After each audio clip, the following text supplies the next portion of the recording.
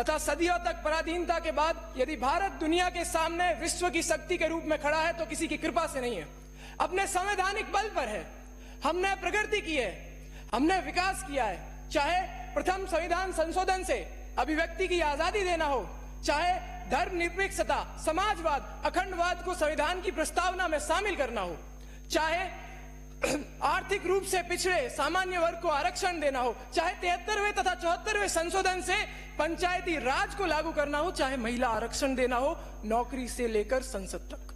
हमने विकास किया है, हमने प्रगति की है तथा हमारा संविधान इतना लचीला व विनम्र है कि यह हमें प्रतिदिन प्रतिक्षण सुधार का अवसर देता है। तथा जब हमने अपने संविधान में कुछ कमियां देखी तो लोकायुक्त, लोकपाल व आरटीआई जैसे ऐतिहासिक निर्णय लिए व नए मापदंड निर्धारित किए। जब बीते दशकों में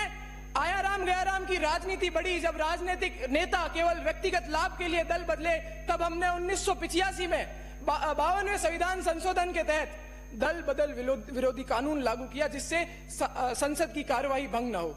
सदन बीच के सत्र में भंग न हो तथा हमारा भारत का संविधान मानवता में विश्वास करता है, यह मानवता के मूल्यों पर आधारित है तथा हमारा संविधान हमें वो सारे मौलिक अधिकार देता है जो एक विकसित राष्ट्र के विकसित नागरिक के पास होना चाहिए। किंतु महोदय, यह युग एआई का डिजिटल युग है, जहां यूरोप ने एआई पर अपने कानून निर्धारित कर लिया है, किंतु भारत में 2013 के राष्ट्रीय साइबर सुरक्षा अधिनियम के बाद कोई भी आधुनिक डिजिटल कानून नहीं लाया गया। महोदय, यह समय आर्टिफिशियल इंटेलिजेंस, मशीन लर्निंग तथा रोबोटिक्स का है। अब समय आ गया है कि हम भी अपने संविधान में आज के आधुनिक युग के अनुसार बदलाव करें तथा भारत में आर्टिफिशियल इंटेलिजेंस के लिए गाइडलाइंस, रूपरेखा तथा आवश्यक नियम को लाया जाए। महोदय, एक और हम विश्व की 5वीं सबसे बड़ी अर्थव्यवस्था